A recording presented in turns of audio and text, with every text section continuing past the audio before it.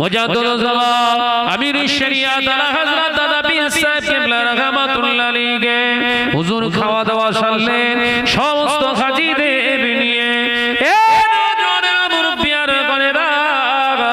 সবাই আবেদন করলেন চলুন মাদ্রাসা সওলাঠিয়ায় চলুন, ওখানে গিয়ে আপনার কাছ থেকে একটু ওয়াজ শুনবো, নসিহত করবে। মুজাদ্দিদ জামান আমির শরিয়াত আলা হযরত দাদা পীর সাহেব কিবলা রাহমাতুল্লাহ আলাইহি বলেছিলেন, ওয়াজ তো আমি ইনশাআল্লাহ করব, কিন্তু আমার সঙ্গে আসা এই 1400 হাজীর ভিতরে একজন আছে, নাম তার রুহুল আমিন। আমার রুহুল আমিনকে একটু ওয়াজ করার সুযোগ দিন। আল্লামা রুহুল আমিন কেমন দরের আলেম ছিল একটু বোঝানোর জন্য বলছি, অসুবিধা হচ্ছে তো?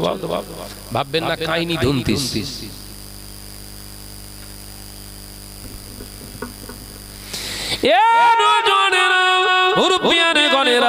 ছেলেরা বাচ্চারা পর্দার সিনেমা বোনেরা আল্লাহর ওলি মুজাদ্দিদ জামানের কথা শুনে আরবের বড় বড় মক্কা শহরের শায়েখরা, বড় বড় মুহাদ্দিস মুসান্নিফিরা, বড় বড় মুফাক্কির আলেম দ্বীন, বড় বড় তাফসীর মুফাসসির কোরআন মুহাদ্দিসগণ সকলে বললেন, আমরা কোন রুহুল আমিনকে চিনি না, আমরা রুহুল আমিনের কাছ থেকেও শুনবো না। মুরব্বিয়ানগণেরা মুজাদ্দিদ জামান আবারও রিপিট করলেন, ও আল্লাহর বান্দারা, আমার রুহুল আমিনকে বেশি সময় দিতে হবে না, 10টা মিনিট একটু বক্তব্য দেওয়ার সুযোগ দিই। আমার রুহুল আমিন 10 মিনিট ওয়াজ করবে, যদি 10 মিনিট ওয়াজের ভিতরে কোনো ত্রুটি করে, ওয়াজ যদি ভুল করে, আমি আবু বকর বলছি, আমার রুহুল আমিনকে নিয়ে নামিয়ে নিয়ে আসবো। আল্লাহর ওলি কথা তারা ফেলতে পারেনি, বললেন ঠিক আছে, আপনার রুহুল আমিনকে 10টা মিনিট সময় দেব, শর্ত হলো যদি ভুল হাদিস বর্ণনা করে, ভুল তাফসীর করে, আমরা রুহুল আমিনের দিকে তাকাবো না, আমরা ওই সওলাতিয়ার মেম্বার থেকে হাত ধরে নিচে নামিয়ে দেব। মুজাদ্দিদ জামান মুচকে হেসে বলেছিলেন, আলহামদুলিল্লাহ, আপনাদের শর্তটা আমি আবু বকর মেনে নিলাম। কি পিছিলেন আর কি মুরিদ বুঝতে পেরেছেন? শর্ত কি? স্টেজে ওয়াজ করবে, ভুল বললি হাত ধরে লাগিয়ে দেবে, তার মানে কিরাম অপমান, বুঝতে পেরেছেন তো? মুজাদ্দিদ জামান মুরিদের প্রতি এতটা কনফিডেন্সিং, তিনি বললেন আলহামদুলিল্লাহ, আপনাদের শর্ত মেনে নিলাম। তার মানে মুরিদের প্রতি এতটা অ্যাক্টিভিটিস, আমার রুহুল আমিন ভুল ওয়াজ করবে না। একবার জোরে বলুন, যাও বাবু রুহুল আমিন ওয়াজ করো। মুজাদ্দিদ জামানের সামনে দাঁড়িয়ে আল্লামা হিন্দ আল্লামা রুহুল আমিন রাহমাতুল্লাহ মাথাটা নত করে বললেন, হুজুর, আপনি আমার পীর, আপনি আমার জন্য একটু দোয়া করেন। কি পীরের মেনেছে তারা! 25,000 কিতাবের আলেম, 18,000 হাদিসের হাফেজ। মুজাদ্দিদ জামানের সামনে মাথাটা নত করে বললেন, হুজুর, আপনি দোয়া করেন আমার জন্য, আপনি তো আমার পীর। মুজাদ্দিদ জামান মাথার উপরে হাত রাখলেন। একবার জোরে বলুন, জোরে হবে না? মুজাদ্দিদ জামান আমির শরিয়াত আলা হযরত দাদা পীর সাহেব কিবলা রাহমাতুল্লাহ আলাইহি মাথার উপরে আল্লামা হুজুরের হাত রেখে বলেছিলেন, ও আমার গোলামি, মক্কা জমিনে এসেছো, মক্কা শরীফের জমিনে এসেছো, আমার নবী পাকের জন্মভূমিতে এসেছো, ও আমার রুহুল আমিন, নবীর দেশ বলে ভয় পেয়ে যেও না। যত বড় বড় আলেমে হাক্কানি, বড় বড় হাসনি বসে আছে, এদের দেখে ভয় পেয়ে যেও না, নবীর দেশ বলে ভয় পেয়ে যেও না। যাও বাবা রুহুল আমিন, আমি তোমার পীর, দোয়া করি, যাও সওলাতিয়ার মেম্বারে দাঁড়িয়ে ঝড় তুলে দাও। যাও নবীর দেশে ঝড় তোলো। আল্লামা হুজুর গিয়ে সাওলাতিয়ার মেম্বারে ওয়াজ শুরু করলেন। সামনের দিকে তাকিয়ে বাঁয়ে ডাঁয়ে তাকিয়ে ওয়াজ শুরু করলেন। 200 হাদিস বর্ণনা করলেন। দাড়ি কাটা, দাড়ি ছোট রাখা, দাড়ি চাচা, দাড়ি মুন্ডন করা, এর ফল কি হবে, এর উপরে হাদিস বর্ণনা করলেন। আবার দাড়ি রাখার ফজিলত বর্ণনা করলেন। শুধু দাড়ির উপরে ওয়াজ করলেন, একটা দুটো হাদিস দিয়ে নয়, 200 হাদিস বর্ণনা করলেন। জোরে বলুন সুবহানাল্লাহ। আল্লামা মাহির, আল্লামা রুহুল আমিন রাহমাতুল্লাহ আলাইহি হুজুর ওয়াজ বন্ধ করে দিয়েছে।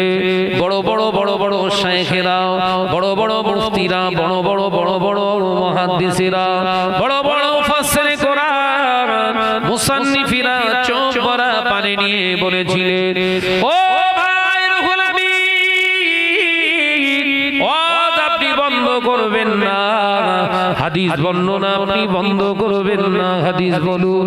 আজকে আপনার জবান দিয়ে হাদিস মোবারক গুলো শুনছি, আমাদের চক্ষু দুটো খুলে যাচ্ছে। ও বাইরুল আমিন, আপনি ওয়াজ করুন। আল্লামা আল্লামা রুহুল আমিন রাহমাতুল্লাহ আলাইহি আবার তিনি ওয়াজ শুরু করে দিলেন।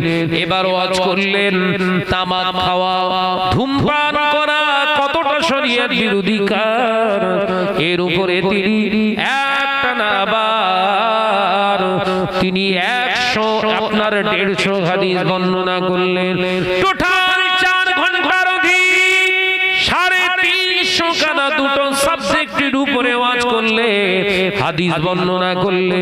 আল্লামা হুজুর যখন সাওলাতিয়ার মেম্বার থেকে নিচে নামলেন, সমস্ত শায়েখেরা মুহাদ্দিসেরা আল্লামা হুজুরকে জড়িয়ে ধরে হাও হাও করে কেঁদে বলেছিলেন, আপনি শুধু রুহুল আমিন নন, আপনি হলেন শেরে মাগরিবে বাঙ্গালে রুহুল আমিন।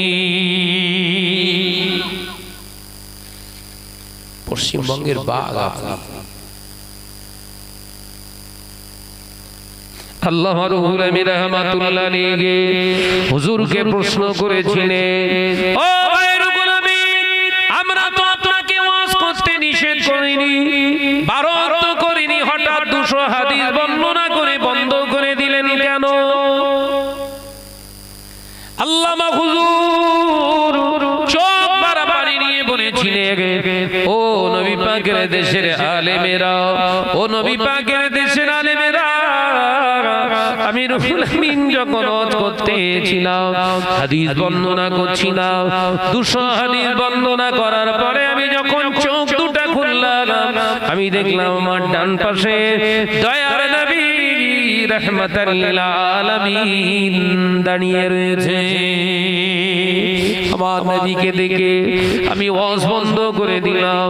আমার দয়ার নবী আমাকে ইশারা করে বললেন, বাবা রুহুল আমিন, ভয় পেও না বাবা, দাড়ি কাটার বিরুদ্ধে তুমি যে হাদিসগুলো বর্ণনা করছো, এই হাদিস বর্ণনার জন্য যদি সমস্ত আলেমেরা তোমার বিরোধিতা করে, ও বাবা রুহুল আমিন, সমস্ত আরবের মানুষগুলো যদি তোমার এন্টি হয়ে যায়, তোমার পাশে কেউ যদি না দাঁড়ায়, বাবা রুহুল আমিন তুমি ভয় পেও না, আমি রাসূলুল্লাহ তোমার পাশে দাঁড়ালাম। আল্লাহ অনুমতি দেওয়ার পরে আমি রুহুল আমিন আবার শুরু করেছি।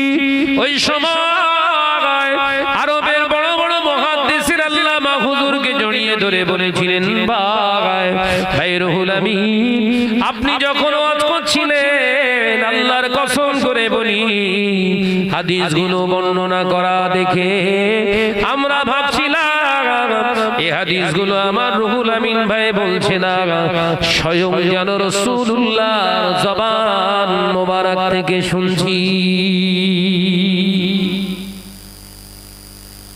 আমি সেই আলেমের কিতাবের নাম করলাম, কিতাবটার নাম কি বলেছি? কালিমাতুল কুফর। কিতাবটার নাম কি বললাম? কালিমাতুল কুফরের কিতাব এসেছে। যদি কেউ নবীকে ভিখারির বাচ্চা বলে, ও মুসলমান যত বড় জুব্বাওয়ালা হোক না কেন, মুসলমান না, ও হলো কাফের। এখানে ছেড়ে দিয়েছিলাম না। তাহলে নামাজ পড়লি শুধু ওলি হওয়া যায় নাকি?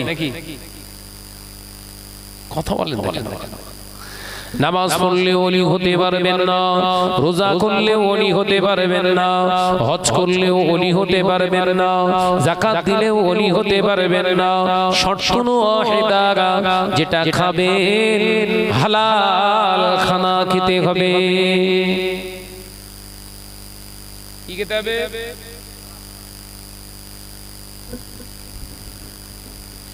ও ভাইয়েরা, নওজোয়ান মুরব্বিয়ানে গণেরা, আলোচনা বুঝুন। আল্লাহ নবী বললেন, তাহলে একই রেট ঈমান আপনার থাকলো, এবার নামাজ আদায় করতে যাচ্ছেন, শরীয়ত বলছেন নামাজ হবে না। নামাজ আদায় করার দ্বিতীয় শর্ত, প্রথম শর্ত হলো ঈমান, দ্বিতীয় শর্ত হলো আপনি যে শরীরটা নিয়ে ইবাদতে যাচ্ছেন, শরীরটা পাক হওয়া লাগবে। নামাজ আদায় করতে গেলে দ্বিতীয় শর্ত কি?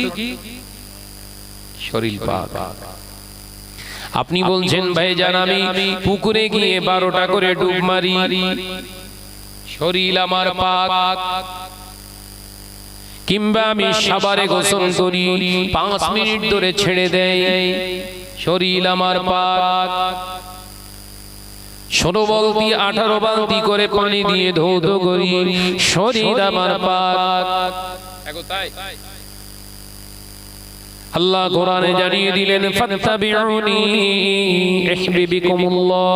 হাবিবের অনুসরণ করা ছাড়া কোনো ইবাদত আমি আল্লাহর কাছে গ্যারান্টি হবে না। আপনার অনুসরণ করা ছাড়া দুনিয়ায় কেউ পবিত্র হতে পারে না। অর্থাৎ নবী যেভাবে গোসল করেছে আপনাকে ওইভাবে গোসল করতে হবে, তবে শরীরটা পাক। স্বামী স্ত্রীর মেলামেশা মহব্বতের মিলন হয়েছে, শরীর থেকে এক ফোঁটা বীর্য নিগৃহীত হয়েছে, গোসল করা ফরজ।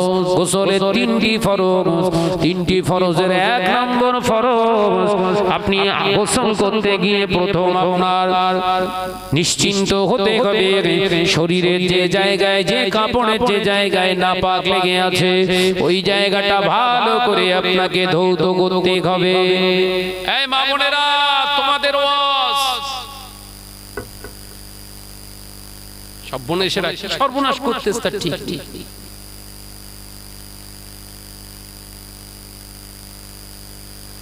ফরজ গোসল করতে গেলে আগে গিয়ে যেসব জায়গায় নাপাক লেগে থাকবে সেই জায়গাগুলো আগে ধুয়ে ফেলতে হবে। ধুয়ে ফেলে বিসমিল্লাহ বলে গোসল শুরু করে।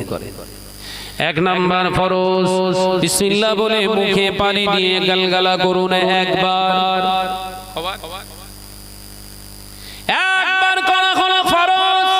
আল্লাহ নবী বললেন না আমি একবার করিনি, আমি নবী 3 বার গড়গড় করেছি। আমি রাসূলুল্লাহ এই জন্য 3 বার করলাম, আমার অবুজ উম্মত তো পারবে না, তাই একবারে ফরজ আদায় না করতে পারলে ওর গোসল সেই হবে না। আমার উম্মতের জন্য সহজ করে দিলাম, একবার গলগলা করা ফরজ, 3 বার গড়গড়া করা আমি রাসূলুল্লাহর সুন্নাত। আমার সুন্নাত থাকে যেখানে সন্দেহ নাই সেখানে। দ্বিতীয় নম্বর ফরজ, বুঝতেছেন তো? দ্বিতীয় নম্বর ফরজ আল্লাহ নবী পাক জবানে জানিয়ে দিলেন, আবার হাতে পানি নিয়ে নাকেতে পানি দিয়ে ধৌত করো। কত দূর? শক্ত হাড্ডি পর্যন্ত পানি দিয়ে একবার ধৌত করা হলো ফরজ। আল্লাহ নবী বললেন না একবার ধুইও না। উম্মত, আল্লাহ আমাদের বড় মহাব্বত করে দুনিয়ায় পাঠিয়েছে। আল্লাহ আমাদের নাকের ছিদ্রের ভিতরে ছোট ছোট ছোট ছোট পশম দান করেছে, কারণ আমার বান্দা যখন অক্সিজেন নেবে বাতাসের সঙ্গে হয়তো ধুলো বালি ঢুকে যাবে, সরাসরি গিয়ে লাংসের উপরে ফুসফুসের উপরে অ্যাটাক হবে, আমার উম্মাত উম্মতির ক্ষতি হবে। তাই আমার আল্লাহ পাক আল্লাহ তাআলা বান্দা বান্দির প্রতি দয়া দেখিয়ে তিনি নাকের ভিতরে ছোট ছোট ছোট ছোট ছোট ছোট পশম দান করেছে, যাতে বাতাসের ধুলি কণাগুলো আমি আল্লাহর কুদরতি ইশারায় ওই নাকের ফিল্টার নামক পশমে যেন আটকে যায়। তাই আমি রাসূলুল্লাহ সাল্লাল্লাহু আলাইহি ওয়াসাল্লাম একবার পানি দিয়ে বুড়ো আঙুল আর কেড়ি আঙুল, যেটা বৃদ্ধাঙ্গুলি কনিষ্ঠ আঙুল বলে, দুটো আঙুল দিয়ে ভালো করে নাকটাকে ঘষে নিয়ে আবার দুবার করে ধৌত করে নাকটাকে একবার ছেড়ে পরিষ্কার করা, এই তিনবার ধৌত করা নাক আমি নবীর সুন্নাত। ও আমার উম্মত উম্মতেরা, আমার সুন্নাত থাকে যেখানে আল্লাহ রহমত আসে সেখানে। তৃতীয় নাম্বার ফরজ, ও পর্দানাশী মা বোনেরা, মাথা থেকে পায়ের তালু নিচ পর্যন্ত এমন ভাবে ধৌত করো যেন একটা পশমের গোড়া যেন ফাঁক না রয়ে যায়, এমন ভাবে একবার ধৌত করো সমস্ত চেহারাটা যেন ধোয়া হয়ে যায়, অল বডি কমপ্লিট। আমি রাসূলুল্লাহ দেখলাম একবার ধৌত করলে হয়তো সমস্ত শরীরটা ধৌত হবে না, তাই আমি একবার পানি দিয়ে গোটা শরীরটা একবার ভালো করে মেজে ঘষে ডলে সমস্ত জায়গায় পানি পৌঁছে দিয়ে আবার দুবার করে পানি ঢাললাম, তিনবার করে ধৌত করা আমার সুন্নাত। আমি নবী বলছি আমার সুন্নাত থাকে যেখানে আল্লাহ রাজি সেখানে। নারে তাকবীর। গোসল হয়ে গেল, তাহলে ঈমান সলিড, শরীরটাও সলিড। এবার নামাজ পড়লে নামাজ হবে তো? শরীয়ত বলছে হবে না।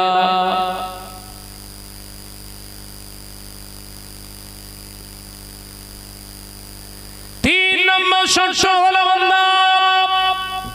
গায়ে যে পোশাকটা পরে আছিস ওটা পাক হওয়া লাগবে। তোর বস্ত্র যদি না পাক হয় নামাজ হবে না। মাথায় ঢোকে নামাজ বললি নামাজ, বলে হুজুর আমার জামা কাপড় তো পাক আছে, কি করে পাক? না আমার বিবি প্রথম সার্ফ দিয়ে ভালো করে কেচে তিনবার বিসমিল্লাহ বলে নি ছেড়েছে, তিনবার ধৌত করেছে, তার মানে পাক। এই তো এরকম পাক হয় তো? তিনবার ধৌত করলে সব জিনিস পাক হয় না বাবা। যেমন শুকরের চামড়া, কুকুরের চামড়া 1000 বার ধৌত করলে কি পাক হবে?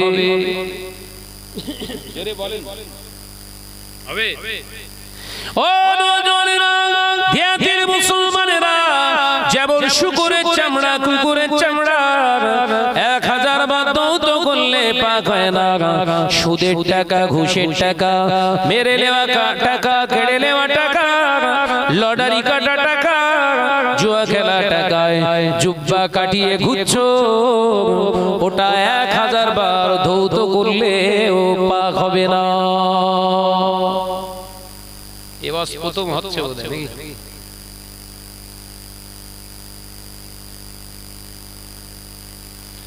তার মানে আপনারা ওই পর্যন্ত শুনেছিলেন ধুলি পাক হয়, কথা বলছেন না কেন? এইটা জানতেন তো সব জিনিস ধুলি পাক হয় না বাপ। সুদের মালের টাকা জুব্বা, ঝেড়ে নেওয়া মেরে নেওয়া মালের জামা, লটারি কাটে সেই টাকা জুব্বা, লুঙ্গি, পিরা, পায়জামা, বইয়ের শাড়ি, সালোয়ার, ওগুলো 1000 বার ধুলেও জোরে বলে পাক হওয়ার লাইন নেই। পোশাক যখন হচ্ছে না তা ও আর হয়? এতে এক ওয়াজে সব মরে যাবে। জিজ্ঞাসা করা লাগে। সে শুরুতে উঠে বলেছিল, মনে পড়ছে, মার খাচ্ছি কেন? আমি লাইন ক্রস করিনি, সেই লাইনে এসে ঠেকবো। আল্লাহ যেটা হালাল করেছিল সেটা আমাদের কাছে এখন হারামের মতো, আর যেটা হারাম করেছিল সেটা হালালের মতো। ওই জন্য মার খাওয়াও হালাল। এইটা শুরু করেছিল না? ও ভাইয়েরা, নজরা মুরব্বিয়ানে গনেরা, অর্থাৎ গায়ের পোশাক, লুঙ্গি পরেন, জামা পরেন, শার্ট পরেন, গেঞ্জি পরেন, দামি টুপি পরেন, শরীয়ত ওটা দেখবে না। শরীয়ত দেখবে বান্দা তোর ওটা হালাল অর্থের কিনা।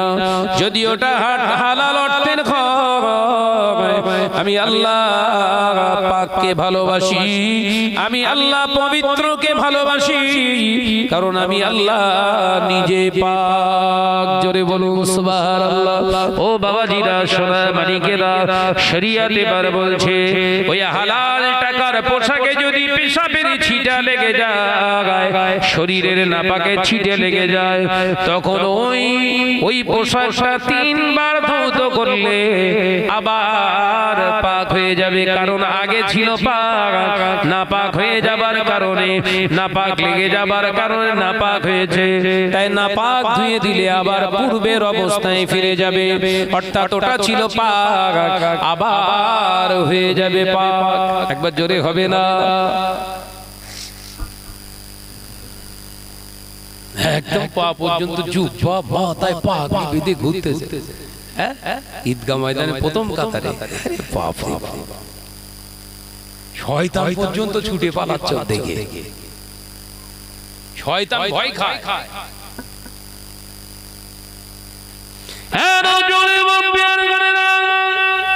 এরপরে নামাজ হবে।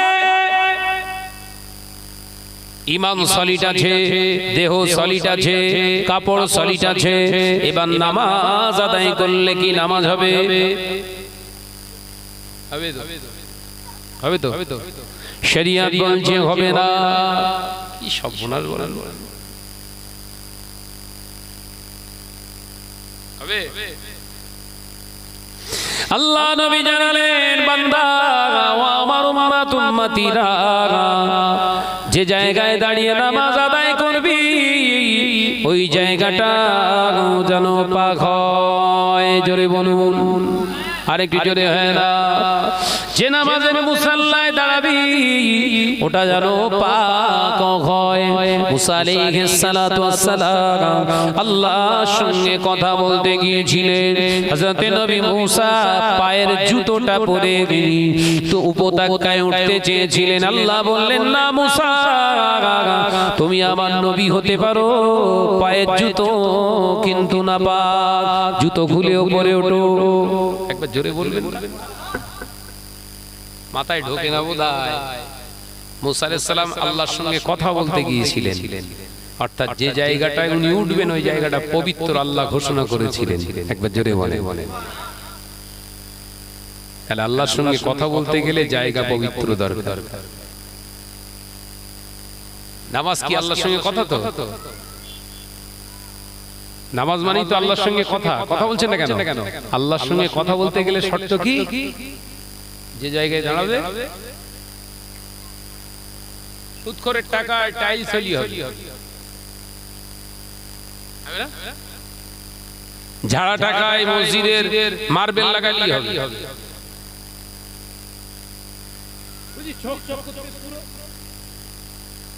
কথা বলে না। কি বলছে? এই চক চক করছে না? ওরে সোনা, চকচক করলেই সোনা হয় না। চকচক করলেই সোনা হয় না। চকচকে খুঁজিস নে। আমরা সবাই পাকা মুসলমান বলি আমাদের কপালে এরকম বজ্রাঘাত পড়তে সব।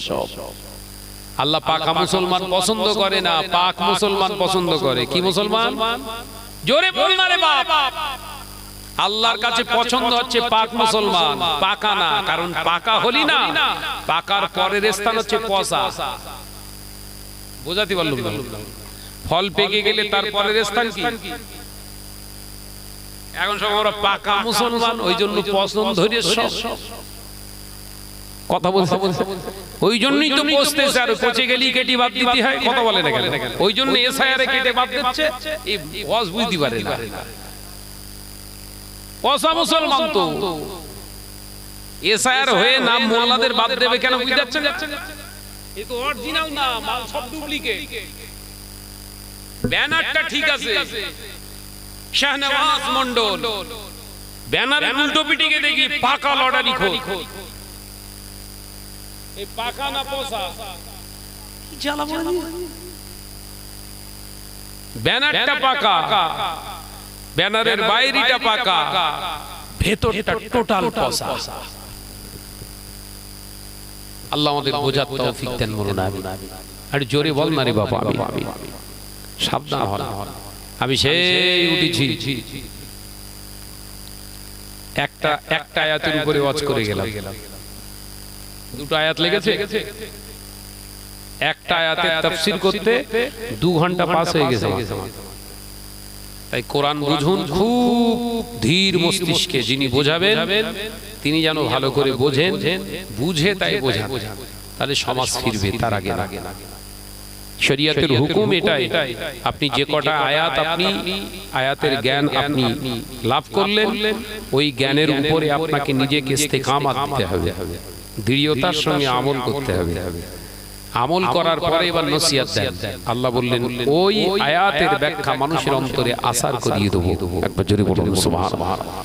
পাঁচ হুজুর কেবলাও এরকম ওয়াজ করতেন, দাদা হুজুর পীর কেবলাও এরকম ওয়াজ করতেন, কিছু কিছু চাজান হুজুর কেবলাও এরকম ওয়াজ করেন।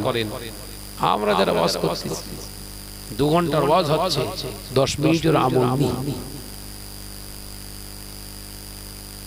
ওই জন্য যত ওয়াজ হচ্ছে জলসা মাহফিল সুদ করে রাখা করে বেটতে সব। বক্তা ওয়াজ করছে, বাবা মিথ্যে কথা বলতে নেই, গুনাহ। বক্তার কাছে ফোন করে কমিটি জিজ্ঞাসা করছে, ভাইজান কদ্দূর? বলে এই তো কাজে চলে এসেছি গো। কদ্দূর? আছে সেই মালঞ্চ। বলছে এই তো ঘটকপুকুর ঢুকছি। এসে ওয়াজ করবে, বাবা মিথ্যে কথা বলো না, হারাম। সমাজ ফেরবে না, রসাতলে যাবে, কথা বলে না তো। ওই জন্য হচ্ছে। আল্লাহ পাক আমাদের সকলকে বোঝার তৌফিক দেন বলুন আমিন। আমি আপনাদের থেকে আলবিদা নেব। আসুন যাওয়ার আগে বিশ্ব নবীর একটু সালাতু সালাম জানাবো, হুজুরের উপর একটু সালাম জানাবো। ইয়া নবী সালাম।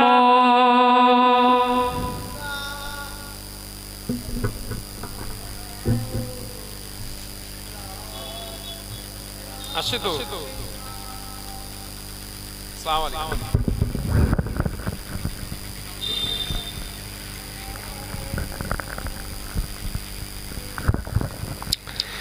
طلع البدر علينا من ثنيات الوداع وجب الشكر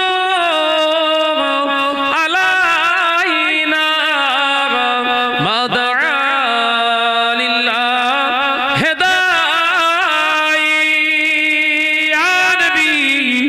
سلام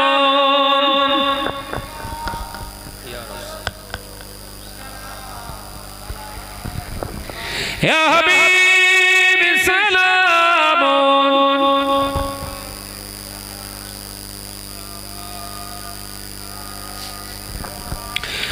مدينة بلبل وتومي صاحب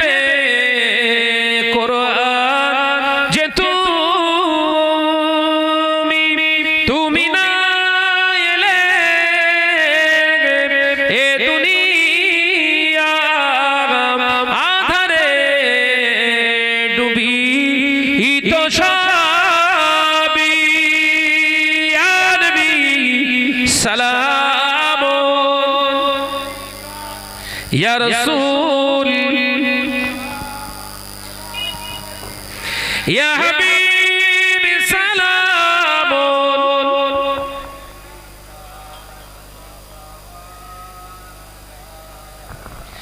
লও সালাম প্রাণের ও পয়গম্বর, লও ডেকে মদিনা মাঝার, আমরা যে বড়ই গুনাহগার, দেখিব রওজা আজ আপনার, ইয়া নবী সালামুন, ইয়া রাসূল সালামুন, ইয়া হাবিব সালামুন আলাইকা সালাওয়াতুল্লাহ ওয়া আলাইকা, ইয়া রাব্বি সাল্লি সাল্লাম। মোহাম্মদের সঙ্গে দরুদ আল্লাহুম্মা।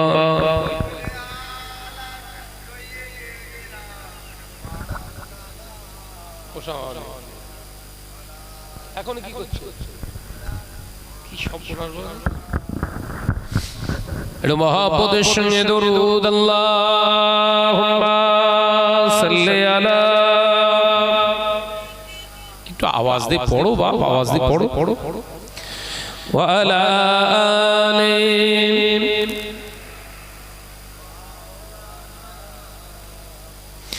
আল্লাহ আল্লাহ আল্লাহ আল্লাহ আল্লাহ আল্লাহ সুবহানাল্লাহ, আল্লাহ আল্লাহ আল্লাহ আল্লাহ আল্লাহ সুবহানাল্লাহ। ইয়া রহমানু ইয়া রহিমু ইয়া মালিকু ইয়া কুদ্দুস, আল্লাহ আল্লাহ আল্লাহ আল্লাহ আল্লাহ আল্লাহ সুবহানাল্লাহ।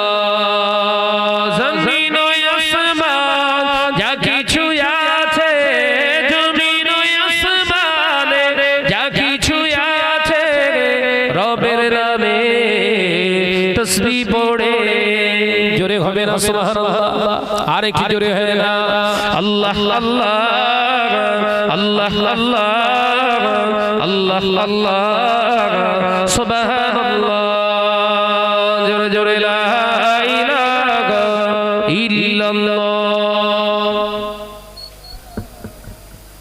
আওয়াজ দেন, আওয়াজ দেন। লা ইলাহা ইল্লাল্লাহ।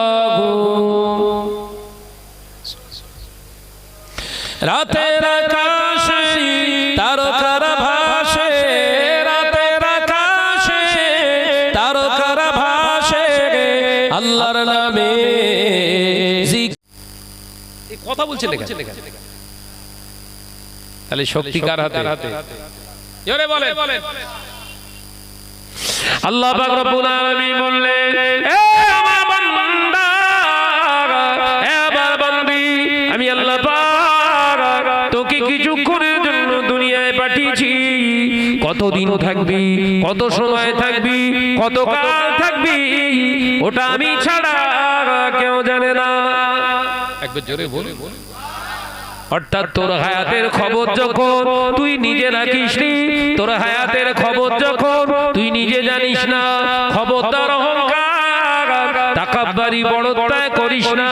আমি আল্লাহ অহংকারের চাদর আমার গায়ে আমি আল্লাহ রেখে দিয়েছি, আমার চাদর ধরে টানবি না।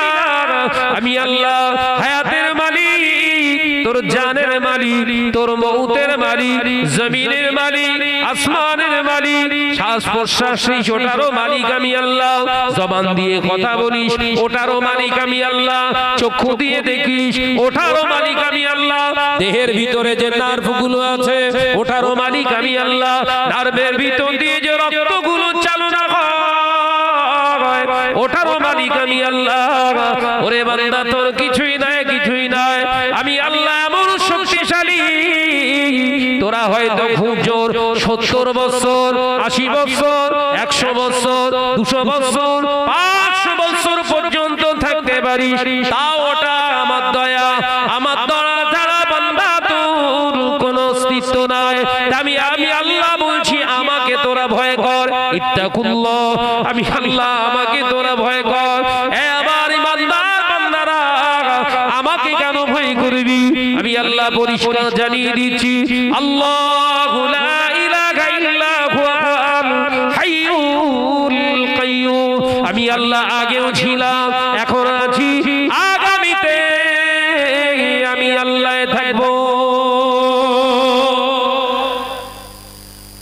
আমাকে ভয় করবি। যখন কেউ ছিল না আমি আল্লাহ ছিলাম। আগে নেতা ছিলিস না, ছোট বাচ্চা ছিলিস, এখন নেতা হয়েছিস, গরম মারিস না, ওটা আমার দয়া। বলুন সুবহানাল্লাহ। তাহলে ভয় করবেন কার? কেন ভয় করব? দুনিয়ার নেতা মন্ত্রীকে আমরা ভয় করব না কেন? কোরআনের লজিক্যাল যুক্তি শুনে দুনিয়ার জমিনে পুলিশ প্রশাসন এলাকায় এলাকায় পাহারা দেয়। আজকে এই দিয়াতি গ্রামের এই জলসাকে কেন্দ্র করে কে কোথায় অন্যায় রাহাজানি করছে, জিনা ব্যভিচার করছে, কেউ তোরা দেখতে পাস না। রাতের অন্ধকারে ওরা করছে, ওরা ভাবে কেউ দেখতে পায় না, আমরা চুপি চুপি করি। আমি আল্লাহ বলছি, দুনিয়ার কোন নেতা মন্ত্রী আমাকে ভাবিস না, আমি আল্লাহ রব্বুল আলামিন, আমি আল্লাহ পাক সব দেখতে পাই। আমি আল্লাহ পাক ওই নেতা মন্ত্রীদের মতো নয়, পুলিশ প্রশাসনের মতো নয়, এলাকার পাহারাদারের মতো আমি আল্লাহ নয়। আমি আল্লাহ পাক পৃথিবীর জমিনে তোকে সব আমি দেখি, তুই কোথায় যাস, কি করিস, কার সঙ্গে করিস, রাতে অন্ধকারে করিস না ঘরের ভিতরে করিস, না পাহাড়ের গোয়ায় করিস, না পৃথিবীর জমিনের নিচে সমুদ্রের নিচে করিস, না আসমানের উপরে করিস, আমি আল্লাহ সব আলাদা আলাদা ভাবে আমি দেখতে পাই না। আমি আল্লাহ সমান ভাবে দেখতে পাই। রাতের অন্ধকারে যেমন দেখি, দিনের আলোতে তেমন দেখি, আসমানের উপরে যেমন দেখি, জমিনের নিচে আমি তেমন দেখি। আমার বান্দা, আমি আল্লাহ তোকে একা ছাড়িনি, আমি আল্লাহ পাক তোকে একা ছেড়ে দিইনি, আমি আল্লাহ পাক তোকে একা জমিনের উপরে ছেড়ে দিইনি। আমার বান্দি, যৌবনের তাড়নায় কোন বাগানে গিয়ে অন্যায় রাহাজানিতে লিপ্ত হয়েছিস, তুই ভাবিস, তোরা ভাবিস তোরা দুজনে আছিস আর কেউ নাই, না আমি আল্লাহ তোকে একা ছেড়ে দিইনি। আমি আল্লাহ সেটা তো দেখি, পাশাপাশি তোর কোন জায়গায় কত সময় ধরে অন্যায় রাহাজানি গুলো করছিস লিখে রাখার জন্য আমি আল্লাহ ফেরেশতাদের পাঠিয়ে দিয়েছি, কিরামান কাতিবিনা ইয়ালামুনা মা তাফআলুন। ওরে আমার বান্দা, ও আমার বান্দি, কোথায় অন্যায় রাহাজানি করিস, প্রতিটা মুহূর্ত তারিখ ধরে ধরে আমি লিখে রেখে দিই।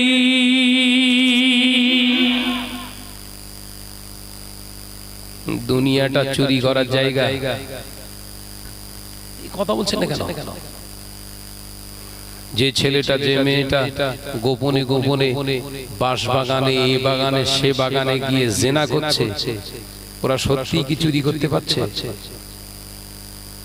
কথা বলছে না কেন? চুরি করতে পারছে?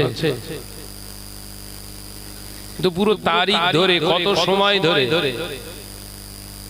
কতটা বাজে, কটা বাজে, কটা থেকে কটা পর্যন্ত সেকেন্ড গুনে গুনে লেখা হচ্ছে।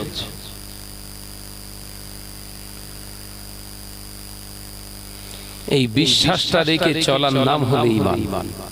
একবার সুবহানাল্লাহ বলেন, যে আমরা এই দুনিয়ায় চুরি করতে আসি, চুরি করলেই ধরা পড়ব। দুনিয়ার জমিনে সিসি ক্যামেরা রেখে এখন মানুষ আর পাহারা দেয় না। আগে 2-4 জন লোক মার্কেটে রেখে দিত, ডিউটি করত সারা রাত ধরে ধরে, 8G পার্টি ছিল, এখন সব সিসি ক্যামেরা লাগিয়ে দিয়েছে। সব পোস্টারে করে সব সিসি ক্যামেরা লাগিয়ে দিয়েছে।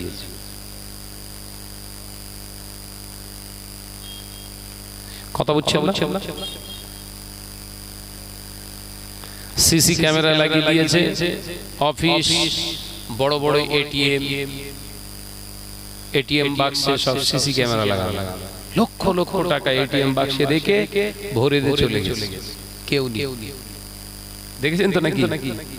কেউ নেই, শুধু দুই জায়গায় ক্যামেরা ফিট করে রেখে চলে গেছে, একদম মেন জায়গায় অফিসে বসে মনিটরিং করছে কত নম্বর এটিএম এ টাকা উঠছে, কত টাকা উঠছে, সব মনিটরিং সিস্টেম।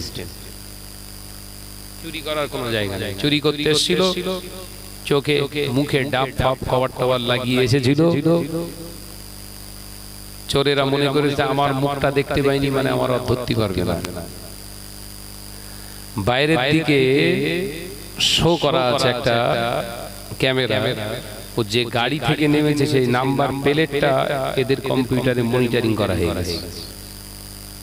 ঠিক ওর গাড়ির সেই নাম্বার খুঁজে খুঁজে খুঁজে খুঁজে খুঁজে খুঁজে বের করে চোর ধরে ফেলেছে।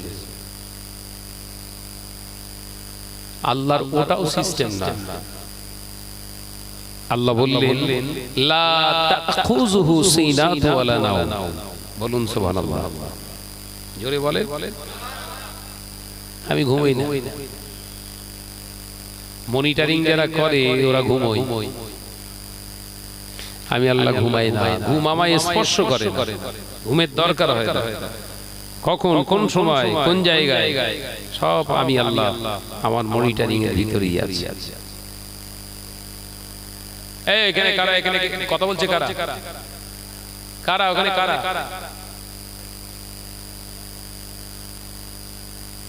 কারা ওখানে কথা বলছে, কারা? এই দেখেন তো, একটা মাইক্রোফোন নিয়ে যেন দিয়ে দেন।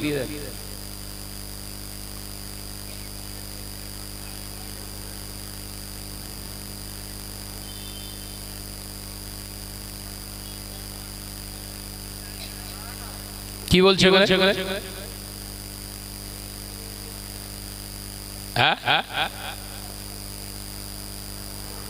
মোহাম্মদের সঙ্গে দরুদ আল্লাহুম্মা। কি হচ্ছে?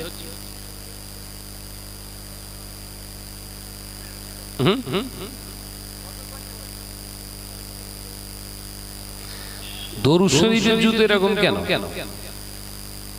এটা প্রাণ খুলে পড়ি, আল্লাহুম্মা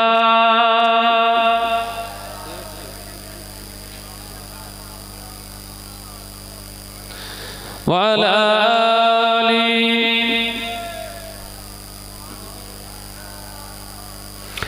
একদিন তোমারি নাম মসজিদে হবে না, একদিন তোমারি নাম মসজিদে হবে না।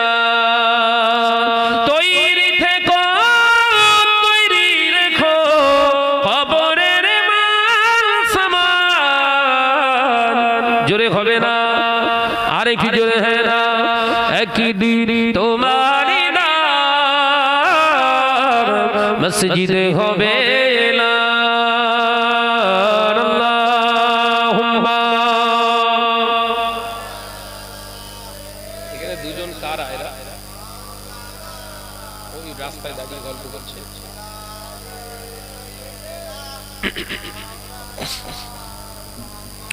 বন্ধু সুজন আত্মীয় পরিজন পরিয়ে তোমার নতুন কাফন, বন্ধু সুজন আত্মীয় পরিজন পরিয়ে তোমার নতুন কাফন নিয়ে যাবে ওই কবরে, থাকবে না কেউ আপন। একদিন তোমারি মসজিদে হবে না, একদিন তোমারি নাম মসজিদে হবে না। আল্লাহুম্মা।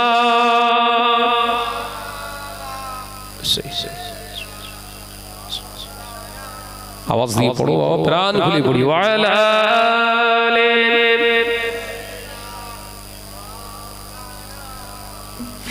টাকা কড়ি গাড়ি বাড়ি থাকবে না কেউ সঙ্গে তোমার, টাকা কড়ি গাড়ি বাড়ি থাকবে না কেউ সঙ্গে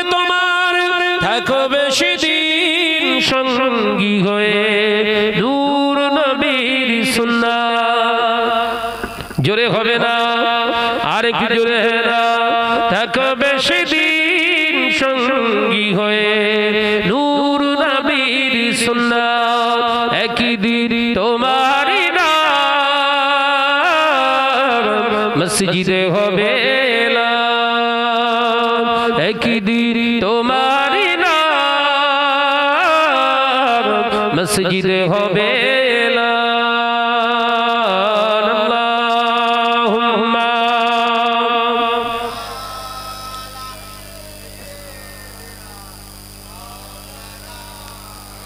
आवाज दे बड़े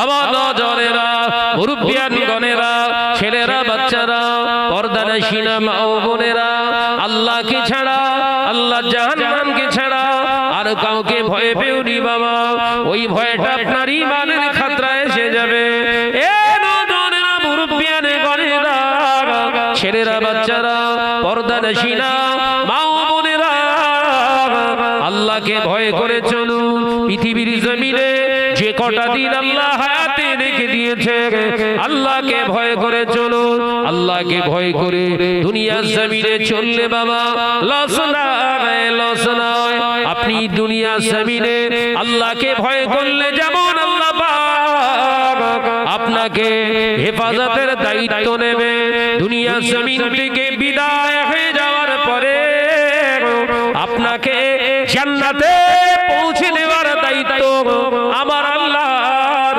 হাবিব গ্রহণ করে নেবে দুনিয়ার হেফাজতের মালিক আল্লাহ আর আখিরাতে জান্নাতে পৌঁছে দেওয়ার মালিক হবে রাসূলুল্লাহ একবার জোরে বলে আল্লাহকে ছাড়া কাউকে ভয় পাবেন না আপনি কারো তো মেরে খাচ্ছেন না ভয় কিসের একটাই ভয় থাকবে আল্লাহর ভয়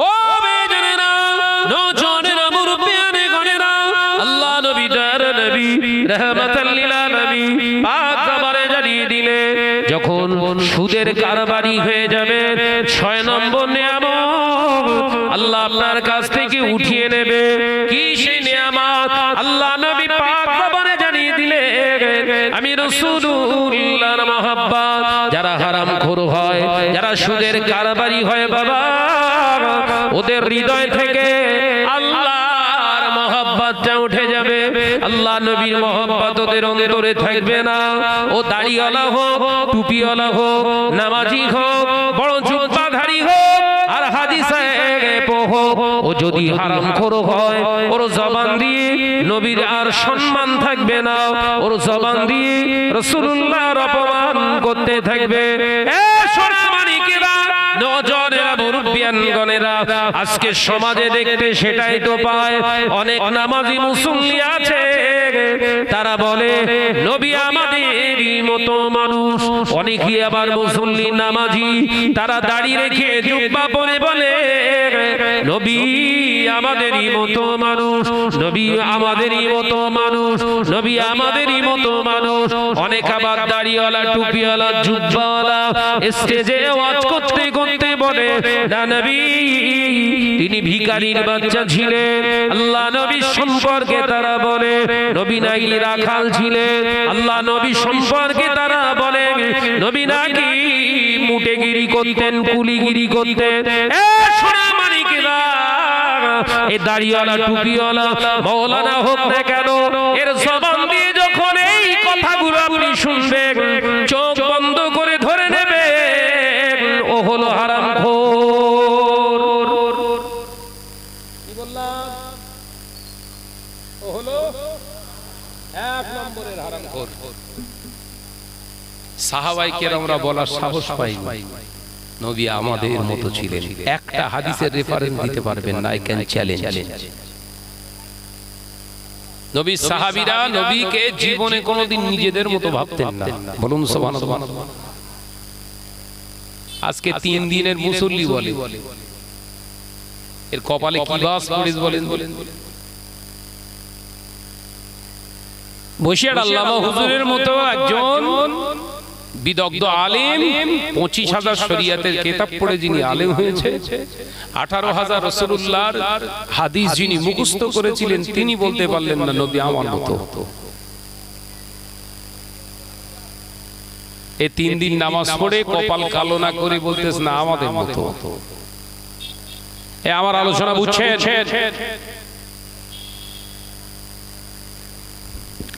এক কথায় চোখ বন্ধ করে ধরে নেবেন, সুদের সঙ্গে রাসূলের সঙ্গে যখন সম্পর্ক নেই, রাসূলকে নিয়ে যখন তাহিন করছেন, রাসূলের সম্মানকে ছোট করছেন, একদম চোখ বন্ধ করে ধরে নেবেন ওই মুসল্লি মৌলী সাহেবের সঙ্গে সুদের সঙ্গে ভালো সম্পর্ক আছে। বোঝাতে পারলাম না বোধহয়?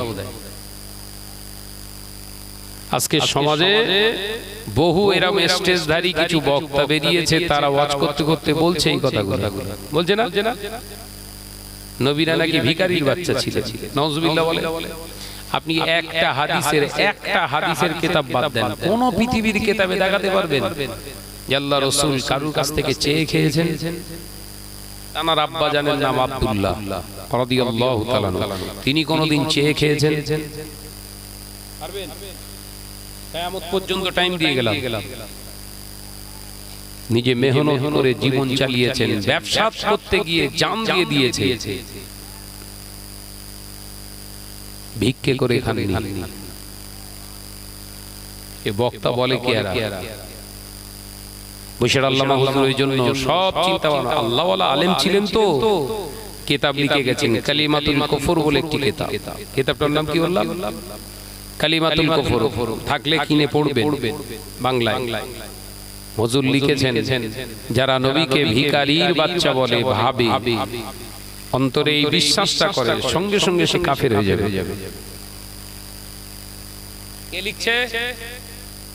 25,000 কিতাবে আলেম, 18,000 হাদিস যিনি মুখস্থ করেছিলেন, সে হাদিসে হাফেজ, তিনি কিতাবে লিখলেন। আল্লামা হুজুর শুধু কিতাবে আলেম ছিলেন না, আল্লামা হুজুর রাহমাতুল্লাহ আলাইহি শুধু কিতাব পড়ে আলেম হয়নি। এ নজরের মুরব্বিয়ান গণেরা, আল্লাহর ওলি মুজাদ্দিদুজ জামান, আমিরুশ শরিয়াত, কুতুবুল ইরশাদ, মাহিউস সুন্নাহ, আমিরুত তরিকাত, আলা হযরত দাদা পীর সাহেব কেলা যখন মক্কা শরীফে হজ পাকে গিয়েছিলেন, আল্লাহর ওলি মুজাদ্দিদুজ জামান হযরতে আল্লামা রুহুল আমিন রাহমাতুল্লাহ আলাইহি সঙ্গে নিয়েছিলেন। মক্কা জমিনে বাদশাহ তিনি সংবাদ পেলেন মুজাদ্দিদুজ জামান ফুরফুরার মাগরিবে বাঙ্গালের পীর আবু বকর এবার হজ পাকে এসেছে। আল্লাহর ওলিকে দাওয়াত দিলেন, বাদশাহ নিজের ঘরেতে দুপুর বেলা খাওয়া দাওয়ার অ্যারেঞ্জ করলেন। মুজাদ্দিদুজ জামান বললেন, ও বাদশার লোকেরা, তোমরা যাও বাদশাকে বলে দিও আমি আবু বকর দাওয়াতটা গ্রহণ করতে পারলাম না, তার কারণ আমি আবু বকর একা, আমি শুধু হজে আসিনি, আমার সঙ্গে 1400 মুসল্লি বাংলা জমিন থেকে এসেছে। যদি দাওয়াত দিতে হয় 1400 হাজীকেই দাওয়াত দেয়া লাগবে। আমি একা হজে আসিনি, তো একা দাওয়াত দিলে যাও। এটা হচ্ছে রাসূলের সুন্নাত, হাদিস আছে। হযরত আবু আইয়ুব আল আনসারী রাদিয়াল্লাহু তাআলা আনহু একদিন নবী পাক সাল্লাল্লাহু আলাইহি ওয়াসাল্লামকে বললেন, হুজুর ইয়া রাসূলুল্লাহ, দুপুর বেলা আমার বাড়িতে আজকে আপনার খাওয়ার দাওয়াত থাকলো, আমন্ত্রণ নিমন্ত্রণ দিলাম। বিশ্বনবী বললেন, এই আমার আবু আইয়ুব আল আনসারী, আমি তোমার দাওয়াতটা নিতে পারবো না। কেন ইয়া রাসূলুল্লাহ? আমার কসুর, তুমি সকলের সামনে আমায় দাওয়াত দিলে, আমাকে যদি খাওয়ানোর ইচ্ছা থাকতো গোপনে গোপনে দাওয়াত দিতে পারতে। মসজিদে নববী শরীফে বৈঠকে আমার 80 জন সাহাবী আছে, সবাই আপনার দাওয়াত দেওয়াটা শুনেছে। এর সঙ্গে আমার অনেক আসহাবে সুফফা বসে আছে, খেতে পায় না তারা আজকে এই দাওয়াতের সংবাদটা শুনে ওদের মনটা হু হু করে খাওয়ার আশা জাগবে। আজকে দুপুর বেলা আবু আইয়ুব আলী আনসারীর বাড়িতে রাসূলুল্লাহ নিশ্চিত গোশত ভুনা দিয়ে খাচ্ছে, আমি তোমার বাড়িতে গিয়ে খেতে পারবো না। যদি দাওয়াত দিতে হয় তাহলে সকলের দাওয়াত দাও। একবার জোরে বলবে না। মুজাদ্দিদুজ জামান হাদিস বলেন, আমি একা দাওয়াত দেব না, আমার সঙ্গে 1400 হাজী আছে। কতজন? 1400 হাজী। সবাইকে দাওয়াত দিলে তবে আবু বকর দাওয়াতের গ্যারান্টেড। একবার জোরে বলবেন না। বাদশা মুজাদ্দিদুজ জামানের এই আচরণ দেখে খুশি হয়ে গেছিলেন। জোরে বলুন না সুবহানাল্লাহ। হ্যাঁ, সত্যি আল্লাহ আল্লাহ এই 1400 হাজীকে দাওয়াত দিয়ে দিয়েছিলেন। একবার জোরে বলবেন না।